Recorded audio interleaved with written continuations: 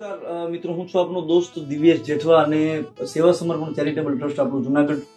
આપ બધા જાણો છો કે 5 દીકરીઓને આપણે સમૂહલગ્ન કરવા તરફ જઈ રહ્યા છીએ, જેમને મા અથવા બાપ બેમાંથી હાજરી એકની ન હોય એવી દીકરીઓના આપણે, જેમની પરિસ્થિતિ ખૂબ ખરાબ હોય એવી દીકરીઓને આપણે લગ્ન કરવા તરફ જઈ રહ્યા છીએ. તો આજે આપણે શરૂઆત કરી છે, પહેલો જ દિવસ છે આપણો આજે, કે દરેક જે અમુક દીકરીઓના મને ફોન આવ્યા તેમના ઘરે જઈ અને રૂબરૂ વેરિફિકેશન કરી અને આપણે દીકરીઓના નામ નોંધવાના છે. તો આજે હું આવ્યો છું માંગરોળ તાલુકાનું કોટળા ગામ.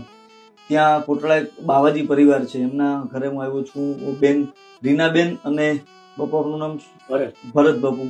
તો એમને ત્યાં હું આજે આવ્યો છું અને બેનનું અહીંયા જ આવીને આપણે નામ લખ્યું. ખૂબ પરિસ્થિતિ જેમની ખરાબ છે અને ખાસ કરીને આપણે આવી જ દીકરીઓના લગ્ન કરવા છે, કારણ કે આવી દીકરીઓના લગ્ન કરશું તો જ ઈશ્વર રાજી થાય. એટલે લગ્ન કરવા છે. બેન, તમારું નામ બોલી જાઓ, આખું નામ. રીનાબેન ભરતભાઈ ગોંડલિયા. રીનાબેન ભરતભાઈ ગોંડલિયા. અને પરિસ્થિતિ એવી છે કે બાપુની પેરેલિસિસ બાપુને પણ આવ્યો હતો, એટલે એ પણ કઈ કામ કરી શકે નથી, મમ્મીની હાજરી નથી, ભાઈ પણ એક્સપાયર થઈ ગયા. ભાઈ એક્સપાયર થઈ ગયા અને એક બેન છે, સાસરે છે. આવી પરિસ્થિતિમાં આપણે બેનના લગ્ન કરવાના છે. બેનને કીધું કે 21 તારીખ 21/4 બસ તૈયાર થઈને આવી જાઓ અને વરાજાને કયો જાન લઈને આવી જાય. આપણે બેનના લગ્ન કરવાના છે અને ત્યાં જુનાગઢના આંગણે આપણે આયોજન કરીએ છીએ.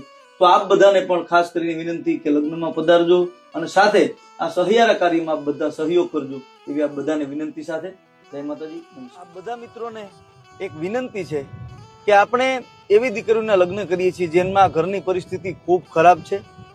તો આપણે ધામધૂમથી દીકરીના લગ્ન કરી શકીએ અને દીકરી અને દીકરીના પરિવારને આપણે રાજી કરી શકીએ, હેતુથી આપણે સમૂહ લગ્નનું આયોજન કર્યું છે. તો આ બધાને વિનંતી છે કે નીચે આપેલા QR કોડમાં આ ફૂલની તો ફૂલની પાકડી આપણું યોગદાન નોંધાવો અને નીચે આપેલા મોબાઈલ નંબરમાં કાંઈ પણ ક્વેશ્ચન, કાંઈ પણ ક્વેરી હોય કે કાંઈ પણ લખાવું હોય તો નીચે આપેલા મોબાઈલ નંબરમાં કોન્ટેક્ટ કરીને આપનું દાન પણ નોંધાવી શકો છો અને કાંઈ પણ ઇન્ક્વાયરી હોય તો પૂછપરછ પણ કરી શકો છો.